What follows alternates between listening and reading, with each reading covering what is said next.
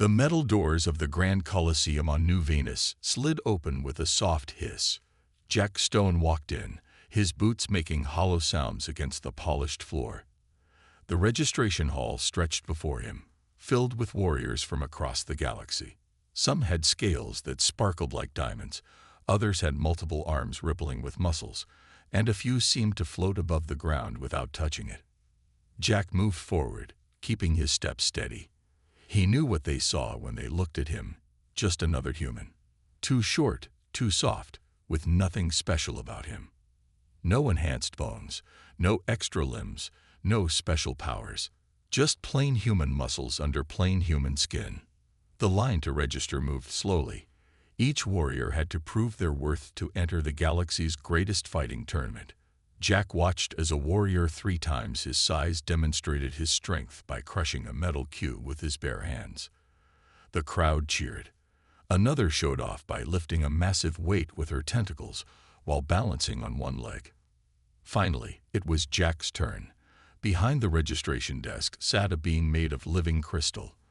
Light played through its transparent body, creating rainbow patterns on the wall behind it. The crystal being looked down at Jack, its geometric faces reflecting his image back at him. "Species?" it asked, voice chiming like bells. "Human," Jack replied simply. The crystal being paused. Its inner lights flickered in what might have been amusement. Around them, several warriors stopped their conversations to watch. A human trying to enter the galactic arena. This should be entertaining. "Human." The crystal being repeated. "Are you sure you're in the right place? This is the Grand Colosseum, the most prestigious fighting tournament in known space, not a local sports competition." Jack reached into his jacket and pulled out a data chip. "My entry form, properly filed and approved, with Earth's official seal." The crystal being took the chip, its movements now sharp with irritation. It inserted the chip into its console, clearly expecting to find some mistake. The screen lit up with Jack's credentials, and the being's inner lights dimmed in surprise. "This appears to be in order," it admitted reluctantly. "Though I must warn you, human, we are not responsible for any injuries or fatalities that occur during the tournament. The medical facilities here are designed for more advanced species. They may not be able to help you." "Noted," Jack said, keeping his voice neutral. He'd heard it all before. Humans were too fragile, too primitive, too stubborn to accept their limitations. The crystal being shrugged its geometric shoulders and pressed its hand against the console. A small badge materialized on the counter fighter's credentials for the preliminary rounds. Jack picked it up and pinned it to his jacket. "Arena 12 for your first match," the being said. "In 1 hour. Try not to die too quickly. It's bad for ratings." Jack nodded and turned away. He could feel the stares following him, hear the whispers and laughs. A group of warriors near the water dispenser didn't even try to hide their amusement. One of them, covered in metallic scales, made a betting gesture to his companions. But Jack kept walking, his face calm. Let them laugh. Let them bet against him. They didn't know what humans could do. They didn't understand that humanity's greatest strength came from being underestimated, from being forced to survive against bigger, stronger, faster predators, from having to think, adapt, and overcome instead of relying on natural weapons. He checked the time. 55 minutes until his first match, just enough time to prepare. As he headed toward Arena 12, Jack allowed himself a small smile. The galaxy was about to learn why humans had survived so long on a planet full of dangers, why they had risen from stone tools to starships in a mere blink of cosmic time. The show was about to begin. Arena 12 hummed with energy as Jack stepped onto the fighting platform. His first opponent stood across from him, a warrior from the gas giants, their body wrapped in a containment suit that let them survive in solid form. The alien was twice Jack's height, with arms like tree trunks and a helmet that glowed with swirling purple energy. The crowd buzzed with excitement, but not for Jack. They were taking bets on how quickly he would lose. The giant screens above the arena showed both fighters' stats. Next to his opponent's impressive list of victories, Jack's human statistics looked almost laughable. A blue force field rose around the fighting area, and the announcer's voice boomed through the speakers. Round 1 begins in 3, 2, 1. The gas giant warrior charged forward like a freight train. Jack didn't move. At the last possible second, he shifted his weight and stepped aside. His opponent's momentum carried them forward, straight into the force field. The crowd fell silent for a moment, then burst into laughter. Surely this was just luck. But Jack wasn't done. While his opponent was still recovering, he moved in close, too close for those powerful arms to get a good swing. He struck at the joints of the containment suit, where he'd noticed the seals were weakest. Not hard enough to break them. He wasn't trying to kill anyone, but enough to make the suit's pressure sensors scream warnings. The gas giant warrior panicked, their movements becoming wild and uncoordinated. Jack ducked under a massive swing, rolled between their legs, and hit another pressure point. The suit's warning lights flashed red. His opponent yielded before their suit could malfunction. The match was over in less than 2 minutes. The silence in the arena was deafening. Jack won his next 3 matches the same way. Against a creature made of living metal, he used its own weight against it, letting it tire itself out on repeated attacks. Fighting a warrior with 4 arms and advanced combat programming, he moved in patterns so random that they confused the alien's predictive algorithms. Between matches, he sat quietly in the preparation area, watching other fights. The other warriors avoided him now, but not out of respect. They were studying him, trying to figure out his secret. There had to be some hidden technology, some enhancement they couldn't detect. A small drone floated down, its camera lens focused on Jack. "Human warrior," the interviewer's voice crackled through its speaker. "Your unusual tactics have drawn attention. Some are calling it luck. Others suspect illegal modifications. Would you care to comment?" Jack took a sip of water before answering. "Humans don't have natural armor or super strength. On Earth, we weren't the biggest or strongest species. We had to learn different ways to survive. But surely these methods won't work in the higher rounds. Your next opponent is a champion from the gravity worlds. Their muscle density is 10 times that of a human." Jack smiled. "We'll see." The drone zoomed away, probably disappointed by his simple answers. On the nearby screens, sports analysts were already breaking down his matches, trying to explain his victories. They pointed to his inefficient movements, the way he seemed to waste energy. They didn't understand that every stumble, every awkward dodge was carefully planned. As Jack prepared for his next match, he thought about Earth's history, about how humans had once hunted animals much larger than themselves, not with strength, but with stamina and strategy. About how they had survived ice ages and natural disasters by adapting and thinking differently. The gravity warrior would be tough, but they would expect a direct contest of strength. They wouldn't expect a human's greatest weapon, the ability to turn an opponent's power into a weakness. Jack checked his gear one last time. The quarterfinals were about to begin, and he had a few more surprises left to show the galaxy. The quarterfinal match drew the biggest crowd yet. The stands were packed with beings from across the galaxy, all eager to see the human finally lose. Jack's opponent was Tom Reed, a modified warrior from the Centauri systems. His body was a masterpiece of biotechnology. Muscles enhanced with diamond fibers, bones reinforced with metal, reflexes pushed beyond natural limits. Jack watched Reed warm up, noting how the enhanced muscles moved under his skin. The betting odds were displayed on the giant screens, 1,000 to 1 against the human. The medical team stood ready at the edge of the arena, expecting to be needed soon. The force field hummed to life around them. Reed smiled, showing teeth that had been replaced with something stronger than steel. "I studied your tricks, human. They won't work on me." Jack didn't respond. The buzzer sounded, and Reed attacked with blinding speed. His fist caught Jack in the chest, sending him flying backward. The crowd roared as Jack slammed into the force field. This was what they had come to see. But Jack got up. Reed's smile faltered slightly. The enhanced warrior struck again. And again Jack took the hit. 5 minutes into the match, Reed had landed 15 solid blows. Jack's body was bruised, but he kept standing. "Why won't you stay down?"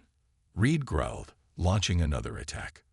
This time Jack moved, not to dodge, but to redirect the force of the blow. Reed stumbled, off balance for just a moment. Jack struck then, not at Reed's enhanced muscles or reinforced bones, but at the unmodified nerves that still had to carry signals to all that improved tissue. Reed's left arm went temporarily numb.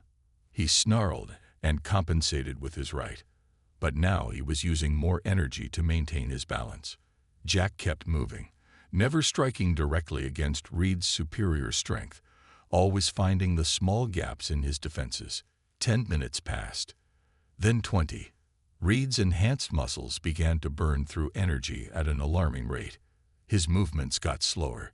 The diamond-laced fibers were still incredibly strong, but they needed more oxygen than normal muscle tissue. And Reed's lungs, while improved, were still limited by the basic laws of biology. Jack was breathing hard too, his body covered in sweat and bruises. But his natural muscles, evolved over millions of years, knew how to work efficiently, how to keep going when everything hurt. His ancestors had chased prey across vast plains under hot suns, not with speed, but with relentless endurance. 30 minutes into the match, Reed's enhanced body began to fail. His improved muscles had torn microscopic holes in his modified tendons. His reinforced bones were straining against tissue that couldn't keep up. All that power had a price, and his body was paying it. Jack saw the moment Reed realized he was going to lose. The enhanced warrior gathered his remaining strength for one final attack. He charged forward, every modification in his body pushed to its limit. Jack let the blow come. He took the hit directly, absorbing the force and turning with it. As Reed's momentum carried him past, Jack struck at the back of his knee, the one place where too much enhancement would have prevented the joint from working properly. Reed went down. His body, finally pushed beyond what even its modifications could handle, refused to get back up. The match was over. The silence in the arena was absolute. The medical team rushed forward, not to Jack, but to Reed. They had never seen an enhanced warrior defeated by simple exhaustion before. As Jack walked out of the arena, he heard the whispers change. They weren't calling it luck anymore. Now they were starting to understand what humans had always known. That victory doesn't always go to the strongest or fastest, but to the one who can endure the longest. The medical bay's lights cast a soft blue glow as doctors examined Jack's injuries from the quarter-final match. Their instruments hummed and beeped, recording data about his healing rate. One doctor, a tall being with 6 eyes, kept shaking their head in disbelief. "Impossible," they muttered, checking the readings again. "Your bones should be broken, your muscles torn, but you're already healing." Jack sat quietly as they worked. He knew what they were seeing, the simple yet effective way human bodies repaired themselves. No fancy enhancements, just millions of years of evolution designed to keep going under harsh conditions. A commotion outside interrupted the examination. Through the glass walls, Jack saw several important-looking aliens in formal robes arguing with tournament officials. Their voices carried through the door. "This is outrageous. Humans cannot be allowed to continue in elite combat sports. They are too primitive." The tournament director, a massive being made of shifting silver liquid, tried to calm them down. "The human has broken no rules. His victories are legitimate." "Legitimate," one of the robed figures scoffed. "They're using primitive hunting techniques. This is supposed to be about advanced combat skills." Jack got up, ignoring the doctor's protests. He needed to rest before the semifinals, and this argument wasn't helping. As he headed for the door, a new figure stepped into his path. It was last year's champion, a warrior called Steel Thunder. Unlike the politicians outside, Steel Thunder's expression showed respect. "Walk with me, human," they said quietly. They moved through back corridors, away from the arguing officials. Steel Thunder's metallic skin reflected the lights as they walked. "You've caused quite a stir," they said. "Some powerful people are very unhappy." "Because a human might win?" Jack asked. Steel Thunder nodded. "They've built their power on the idea that advanced means better. That natural evolution is inferior to technological enhancement. Your victories challenge that belief." They stopped at a viewing window overlooking the main arena. Below, workers were repairing the force field generators for tomorrow's matches. Steel Thunder pointed to several maintenance robots. "Watch them carefully tomorrow. Some people would rather see you fail than question their beliefs." Jack understood the warning. "They'll try to sabotage the match." "They already are. 3 officials have filed formal complaints about your fighting style. They claim it's too unpredictable, too chaotic. They want you disqualified." Steel Thunder's metallic face showed concern. "And those are just the legal attempts to stop you." As if to prove their point, Jack's personal communicator buzzed. It was a message from the human embassy. His room had been broken into. Nothing was stolen, but his water supply had been tampered with. "Why are you telling me this?" Jack asked Steel Thunder. "You were champion. You benefit from the current system." The former champion was quiet for a moment. "Because I've fought opponents from 100 worlds. Some had strength that could crush mountains. Others had speed that broke the sound barrier. But none of them showed what you have, the ability to adapt, to think differently, to keep going when everything says you should stop." They turned to face Jack fully. "The galaxy needs to see this, needs to understand that advancement isn't just about adding more power or technology. Sometimes it's about working with what nature gave you in clever ways." Jack nodded, understanding more now. His presence in the tournament wasn't just about winning. It was about showing the galaxy a different kind of strength. The kind that humans had relied on since they first looked up at the stars and decided to reach them. "Get some rest," Steel Thunder said. "Tomorrow's opponent can read minds. You'll need all your human unpredictability for that fight." The semi-final arena was different from the others. Its walls were lined with psychic dampeners to protect the audience from mental feedback. Jack's opponent, known as Mindweaver, floated at the other end of the platform. Their large head pulsed with soft purple light, and their eyes swirled with rainbow colors. The crowd was smaller this time. Many spectators couldn't handle the psychic energy that would fill the arena during the fight. Those who stayed wore special protective helmets. Jack had been offered one but declined. He needed his mind clear for what was coming. "Your thoughts are strange," Mindweaver said, their voice echoing both in the air and in Jack's head, like trying to read 1,000 books at once. Jack didn't respond. Instead, he started thinking about breakfast, then about his favorite color, then about a funny story from his childhood, then about the maintenance schedule for spacecraft engines. His thoughts jumped randomly from topic to topic. The match began. Mindweaver's first attack wasn't physical. It was a wave of mental force designed to paralyze Jack's mind. But Jack's thoughts kept jumping. He remembered old songs, thought about cloud shapes, calculated math problems, all while his body moved through defensive stances. Mindweaver's swirling eyes narrowed in confusion. "How are you blocking me?" "Humans have no psychic defenses." Jack ducked under a physical strike while thinking about cooking recipes. "We don't block," he said. "We just think a lot. All the time. About everything." Another mental attack came, trying to read Jack's next move. But Jack was thinking about 10 different moves, plus what he might have for dinner, plus an old movie he once saw, plus the proper way to tie shoelaces. His actual movement, when it came, wasn't in any of those thoughts. Mindweaver floated backward, frustrated. They had never faced a mind like this. Most species thought in straight lines, logical, orderly patterns that were easy to read and predict. But human minds were chaos. Thousands of years of storytelling, imagination, and random connections had created mental pathways that went everywhere at once. "Your species is broken," Mindweaver declared. "No sane being thinks this way." Jack smiled, remembering what his trainers had said about human creativity.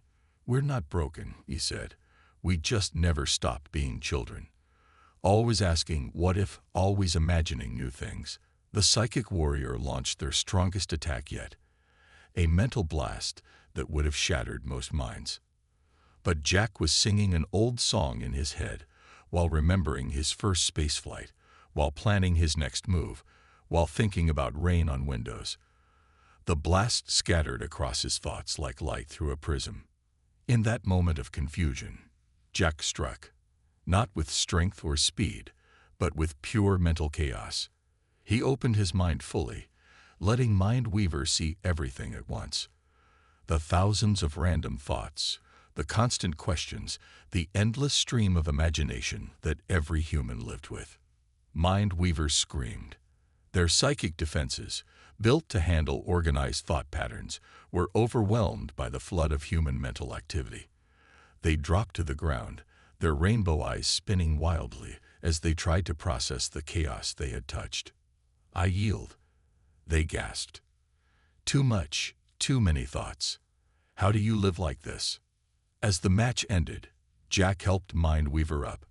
The psychic being was still shaking, their mental powers temporarily scrambled by exposure to human consciousness. The audience sat in stunned silence, realizing that what they had long seen as a human weakness, their chaotic, ever-active minds, was actually a powerful defense against mental attacks. Jack looked up at the tournament brackets displayed above the arena. Only one match remained. The final challenge waited, and with it, the chance to show the galaxy one last truth about humanity. Jack woke to flashing red lights and blaring alarms in his quarters. The air felt thick and heavy. His environmental system was failing, slowly replacing breathable air with toxic gas. He grabbed the emergency breather from under his pillow. The one Steel Thunder had warned him to keep close, and made it to the door just as security forces arrived. "Third attempt this night cycle," the chief of security said, their mechanical body scanning the room. "First, they tried poison in your food. Then a microdrone with a nerve toxin. Now this." Jack nodded, checking the time. 6 hours until the championship match. They're getting desperate. The security chief's optical sensors whirred. "The human embassy requests your presence. Immediately." In the embassy's secure meeting room, Ambassador Davis paced back and forth. The older man looked like he hadn't slept in days. Star maps and political documents covered the walls, showing just how much was at stake. "The tournament organizers received 50 formal protests in the last hour," Davis said. 8 major species are threatening to withdraw from the Galactic Sports Federation if you compete in the finals. They're calling it a mockery of advanced combat sports." Jack sat quietly, letting the ambassador continue. "But that's exactly what we wanted." Davis smiled tiredly. "For 3 decades, humanity has tried to prove our worth through diplomatic channels. We showed them our art, our music, our scientific achievements. They called them primitive. We demonstrated our adaptability, our endurance. They called those weaknesses." He pointed to the championship bracket displayed on the wall. "So we decided to prove it in a way they couldn't ignore. In their most prestigious arena, under their own rules." "You knew they would try to stop me," Jack said. "It wasn't a question. We counted on it. Every assassination attempt, every political protest, every complaint about your primitive fighting style. It all proves our point. They're not afraid you'll lose. They're afraid you'll win." A soft chime interrupted them. The embassy's AI displayed a new message. The final match would be against something called a Prime Warrior. The specifications scrolling across the screen made Jack's eyes widen. "They created it specifically to fight you," Davis explained. "Genes spliced from 20 different species, enhanced with the best technology, trained by combat A's. They're calling it the perfect warrior." Jack studied the images. The Prime Warrior was a masterpiece of biological and mechanical engineering. Everything about it was designed to counter human fighting techniques. Its mind was shielded against chaotic thoughts. Its muscles wouldn't tire. Its reactions were too fast to exploit. Perfect is predictable, Jack said quietly. Davis nodded. That's what we've always understood that they haven't. Perfection has limits. Adaptation doesn't. Security alerts flashed again. More protests were being filed. News networks across the galaxy were debating whether humans belonged in advanced society at all. The outcome of tomorrow's match would affect far more than sports rankings. Get some rest, Davis said. Our medical team has swept your new quarters for threats. We'll get you to the arena safely tomorrow. As Jack stood to leave, Davis added one last thing. Remember, win or lose, you've already proved what humans can do. They'll never underestimate us again. But Jack wasn't thinking about proving points anymore. He was thinking about the Prime Warrior, about perfection versus adaptability, about how humanity had survived not by being the best at anything, but by being good enough at everything. Tomorrow would show the galaxy that sometimes the strongest warrior isn't the one designed to win, but the one evolved to never give up. The Grand Coliseum was packed beyond capacity for the championship match. The force field dome above the arena reflected the light of 3 suns, casting rainbow patterns across the battlefield. Every species in known space had representatives watching, either in person or through broadcasts. The Prime Warrior stood in the center of the arena. It was beautiful in a terrifying way. 3 meters of perfectly engineered muscle and bone, covered in adaptive armor that shifted colors like oil on water. Its eyes tracked Jack's every movement with mechanical precision. Human warrior Jack Stone. It spoke, its voice perfectly modulated. My creators designed me to be your opposite. Where you are chaos, I am order. Where you are random, I am precise. Where you are primitive, I am the peak of evolution. Jack rolled his shoulders, loosening up. Perfect isn't always better. The match began without warning. The Prime Warrior moved like liquid lightning, its first strike coming from 3 different angles at once thanks to its modified limbs. Jack didn't try to block or dodge. Instead, he did something no combat AI could predict. He stepped into the attack. Pain exploded across his side, but he was inside the Prime Warrior's reach. His counter-strike wasn't powerful, but it hit a joint that the designers had made too perfect, too inflexible. The Prime Warrior's eyes widened slightly. Illogical, it said. You sacrificed defense for a minimal gain. Jack didn't waste energy responding.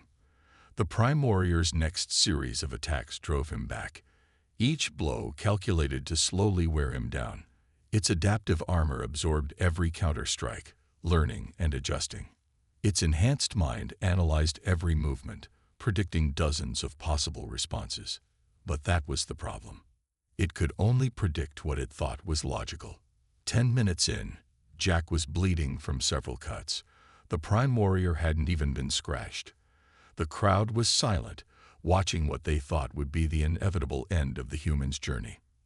Then Jack started making mistakes. Small ones at first. A step too slow, a guard too low. The Prime Warrior adjusted its strategy to exploit these weaknesses. Its attacks became more focused, more committed to taking advantage of Jack's apparent fatigue. Your species' greatest flaw, the Prime Warrior said, launching another perfect combination of strikes, is that you never knew when to admit defeat. Jack's next mistake was bigger.